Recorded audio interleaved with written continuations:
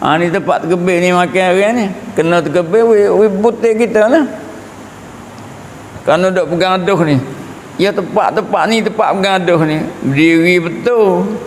Lepas tu duk bergaduh dengan akik tangi. Padahal akik tangi tu bukan wajib.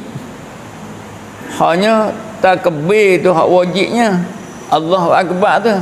Tapi sunat akik tangi tu ittifaq kata sunat akik tangi. Duk bergaduh dengan akik tangi tu lah. Jadi bergawai tak tahu ke mana. Lepas tu hingga-hingga silap kita baca.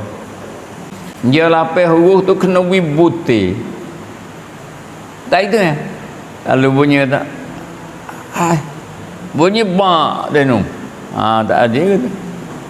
Ambil di awal. Allahu Akbar. Tu panggil putih. Kalau tak ba'. Tak ada kata. Jadi bunyi awal, bunyi akhir. Tengah tu raih. Tak so. Kena belajar fiqh pula.